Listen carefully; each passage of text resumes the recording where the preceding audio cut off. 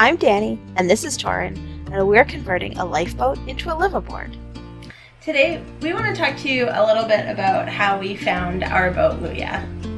So, 3 years ago, I was surfing the internet down the rabbit hole, looking at different boats, and I saw that somebody had done a conversion of a lifeboat, and I thought it was a really cool idea because it allowed you to completely customize your boat.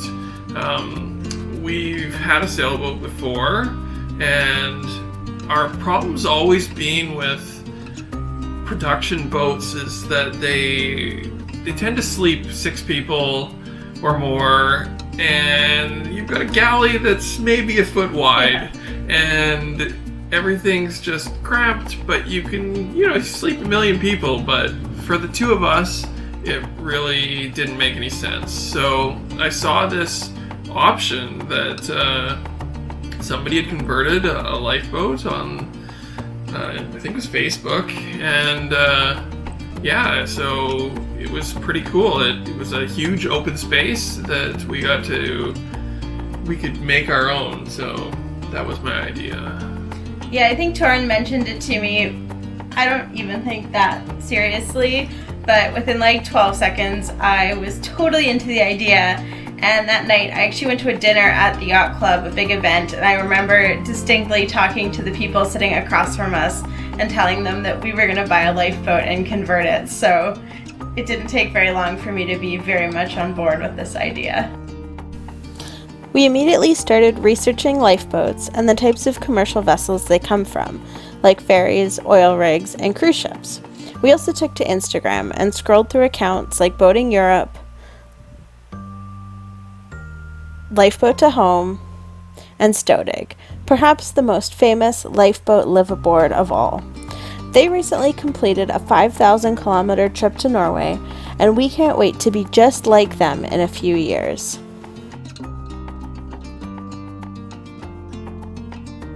So lifeboats are pretty crazy.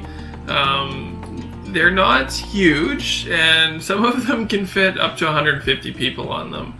And I don't know, you see the size of them, and to shove 60, 50, 100, whatever people in these boats, there's usually no toilet. You just get your rations and your water and a seat to sit on, and that's about it.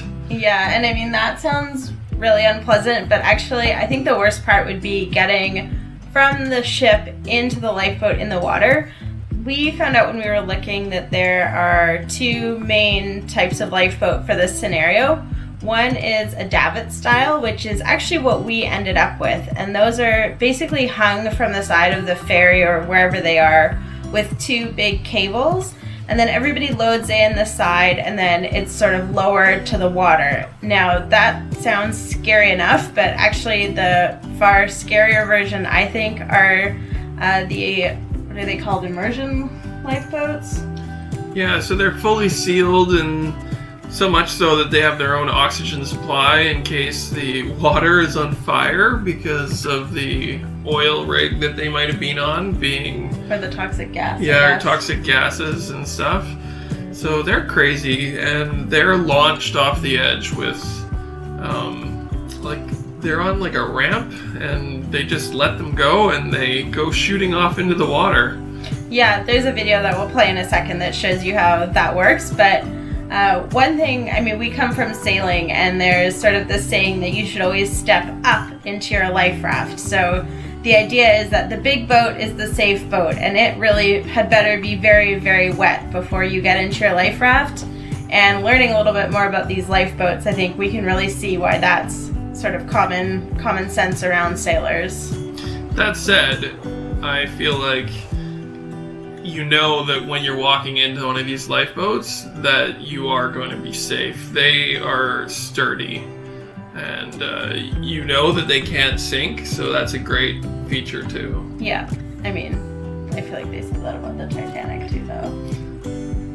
But theoretically, it's not supposed to sink. So here's that video of the lifeboat launching. The driver will actually have his head strapped to the wall behind him, and everyone else is sitting backwards in 5-point harnesses so that when they hit the water, their necks aren't broken. That was pretty much all I needed to know, and watching this, to decide that I never want to be somebody who lives on a cargo ship. They're pretty amazing vehicles, however. So originally we looked online, tried to see where other people got lifeboats from, and we found out that there's a very popular place that sells them in Scotland, and they have dozens of them of all different sizes and shapes, and so that's where we first started looking. Yeah, and we thought, I have a British passport, so Torin could get his through me. And originally we thought, okay, we'll save up our money, and in 2 to 3 years, we'll go to Scotland, and we'll spend 6 really intense months kind of building this boat from scratch. And then we were back here, and we were sailing on the weekends, and that was great. And we kept saying to people, in 3 to 5 years, we're going to go, and we're going to buy a lifeboat. But 2 years passed and we didn't buy the lifeboat, so we realized something was going to have to change. Yeah, so we decided, maybe we should look a little closer. It would be an opportunity. We could be working on it while we were here, while we were still working. I have a lot of tools here. I'm a machinist, so I have access to a shop and lots of friends who do welding and other machining and everything, so it would be a lot easier for us to build a boat out here, and we have a lot more access to other resources that we wouldn't necessarily have over there. Even just knowing where to buy things is a good thing. It helps a lot. So we decided to check out things locally. We couldn't find anything locally. There seemed to be nothing, and it was very unfortunate. We thought, there must be somewhere, but the only places we could find were some places over in India, which also didn't help us, and then these ones in Scotland. But after much perseverance, we actually found a lifeboat graveyard that happens to be in Houston. So Torin thought, the reason that there's so many in Scotland are because there's a big oil industry up in the North Sea. And so in North America, the oil industry, of course, is in the Gulf of Mexico. So he thought we should look in Houston. And actually on YouTube, he found a little really short video where somebody drives past a lifeboat graveyard, and there's just dozens of lifeboats of all shapes and sizes in this parking lot. And we did a little bit of digging, and somebody had commented in one of the YouTube comments that it was from a company called Alexander Ryan. And they basically are a big commercial, safety equipment company. And so they refit lifeboats, and then once a lifeboat can no longer be refitted, they actually just sell them on to the public. Apparently a lot of them go on to become tornado shelters, which I thought was pretty interesting. But we emailed them and had a really quick response back that they had a boat that might work for us. Yes, it was great. They had a boat that was about the right size. It had no engine, which was perfect for us because we were planning on selling the engine anyways and going electric. We have no interest in cruising for super long range at the moment, so an electric engine would work great for us. And it was just sort of made to be, but it was until I got a quote for shipping. And so it was a $6,000 boat, which we thought was pretty reasonable.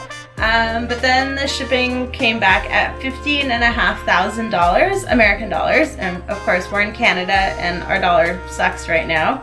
So suddenly that $6,000 boat was over, I think, $22,000 plus the exchange rate. And that certainly wasn't doable for us. So that sort of took the wind out of our sails for a minute. Yeah, so that slowed things down a lot. made us rethink it. We contemplated different options. Could we go down there and drive around? But that would take a long time, and the west coast of the United States isn't exactly known for being super easy. Well, people often go via Hawaii because the way the winds and the currents work, it's a real bash to come up the coast. Yeah. And we also thought about getting a truck to near us, but in the States, because part of the problem was crossing the border, but then crossing the border became a big problem because it's 2020, and so COVID hit right around then. And I think that was probably where we said, you know what, this boat won't work, but we're in a big maritime area. There must be a lifeboat around here, and we just started researching and emailing everybody we could think of, like the Maritime Safety School in Seattle and the lifeboat refitters in Vancouver. Anyway, we really looked everywhere, including on Craigslist, where I was searching for lifeboat spelled like you would with one word only, and there were no ads for that. But one day we got a text from Torrin's best friend. Yeah, so my buddy had just been searching through Craigslist at all the different marine things just to see if there was anything that he wanted, and up popped this ad for 4 lifeboats just at the local ferry yard across the water from us, and they were spelled Life Space Boat, and unfortunately Craigslist did not pop them up when we were searching for lifeboats. Yeah, not the best search algorithm. And the funny thing was too that I had actually emailed BC Ferries in my set of emails, and weeks later we got an email back from somebody who said, well, we'll look into that for you. And I was like, well, it's a little late now, but yeah. Those are on Craigslist. You don't talk to each other there. Yeah, so anyways, we found these 4 lifeboats, and we phoned the contact number. It was a Sunday night, so we knew that there wouldn't be anybody there, but I think he was supposed to get in at 7 in the morning, so we had a sort of sleepless night because, we'd been looking for a long time, and the ad was old-ish, and it was at least a month old, and we were, part of me was like, well, who else is going to want a lifeboat? Of course they'll still be there, but then we were so desperate for one of them that, maybe other people were like us and yeah, who knows? Really wanted them. So yeah, a nervous night for sure, but he phoned us back the next morning, and you will have to watch the next episode to find out what happened when we chatted with the guy from BC Ferries. Tune in next time to see how our trip to Vancouver went. And if you'd like to find out more about Luja and keep track of our progress, don't forget to subscribe and click that bell icon to get notified when we post a new episode. Thanks so much for watching, and have a great day.